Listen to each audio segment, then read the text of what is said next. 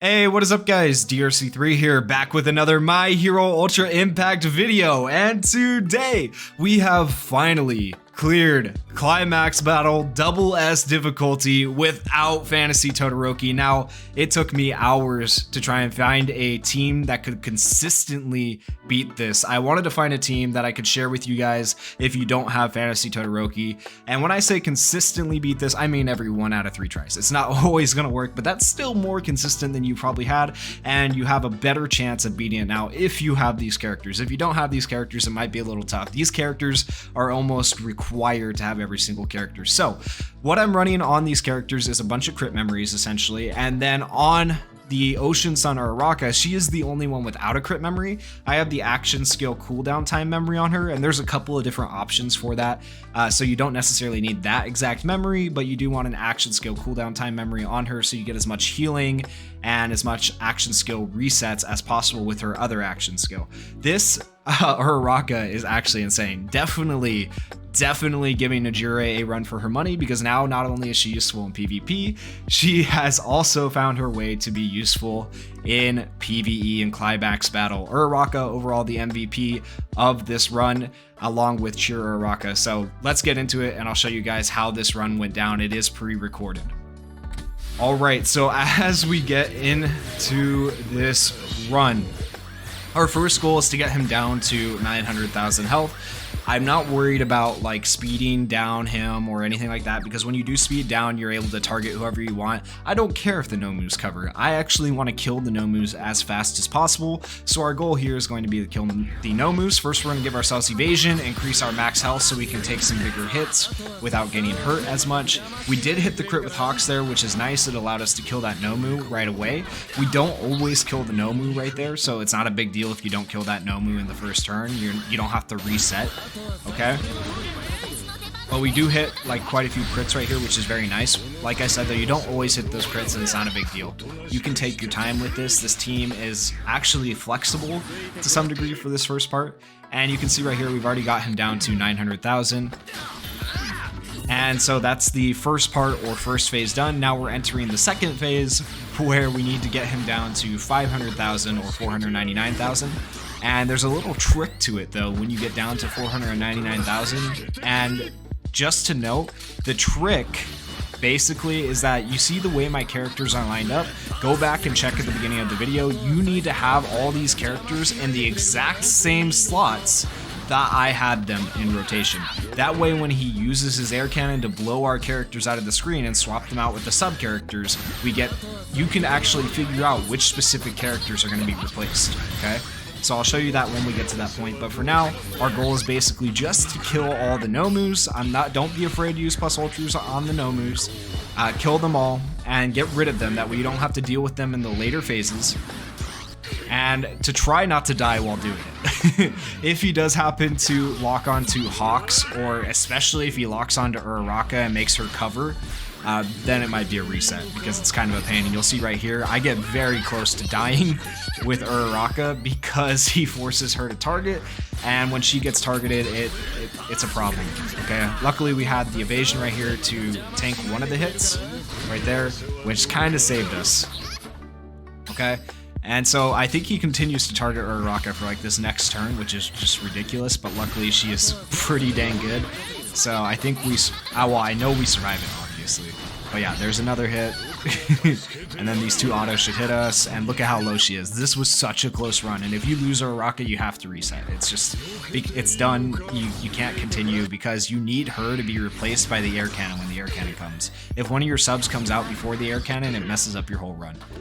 Because the sub that is going to replace that Uraraka with the way my team is set up would be the Cheer Uraraka, and she would just get deleted. Alright, and you can see the evasion coming in clutch when he targets Hawks. And so luckily he shifted his focus. He has decided not to target Uraraka. I pull aggro onto Kirishima just to be safe. I do only use 2 action skills right there. I didn't wait for the third one to be up. So don't be afraid to use action skills even when you don't have a full 3, if it's going to be protecting and helping your character survive. I did miss the tap right there, which is going to delay me by 1 turn, which kind of sucks. So coming up in this next turn, normally I would have plus ultras right here for Kirishima and Hawks. Because I missed that one tap, I didn't have the plus ultras. So if you need to, slow it down to ×2 for the counters and Kirishima's counter. Alright, so now we have the plus ultras. We're going to take out the Nomu. Nomu's going to be dead. Then we hit All For One for some more damage. He's down to 670,000, about another 150,000, and we'll be ready. So I'm going to do a heal right here before we get to the next phase. Alright, it gives us a defense down, which is going to be helpful for this next part. So right there, he didn't use his claws. I know he's going to use his claws this turn, okay? So I'm going to pull aggro onto Kirishima. I'm going to use Hawks, and then I'm going to use Uraraka. The reason I use my draw aggro is I actually want him to remove the barrier, because I want Kirishima to be blown out right here, because I know that, like I said, the way I have my team set up, Kirishima and Ocean Sun Uraraka got replaced, and now we have Sue and Sheer Uraraka in, which is exactly what we want. I slow it down a little bit because for whatever reason I can't hit the camouflage. I can hit the counters, but I can't hit the camouflage. So right here, you're going to power up your team with Uraraka. You are going to give your team crit with Sue, and then you are going to plus ultra with Hawks. Hopefully it's a crit, and your goal here is to hit at least 6 crits within 2 turns. So that's 1, 2, 3. That's 3. You can see he's still glowing, meaning he's still going to air cannon us, but as long as we hit 3 more crits in this turn, he won't air cannon us. So there is 4 right here, and then I think we hit 2 more. 5 and then 6. Perfect. And if we didn't hit that 6th one, we would have been in trouble. Okay, and it's going to come down to Uraraka doing her plus ultra. She actually hits a crit, which is nice. And now we are in the final phase. Okay, so now that we're at the final phase, here's where it gets tricky. You want to hit as many crits as possible. So you know how All For One has those last stands?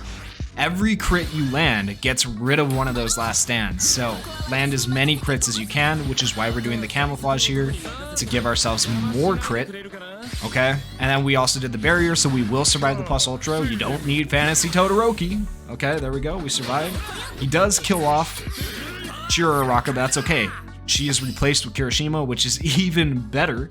Alright, we have Kirishima's plus ultra, and then we have the 2 action skills for Sue and Hawks. Hopefully, if all of these hit a crit, he should not have a last stand after this turn.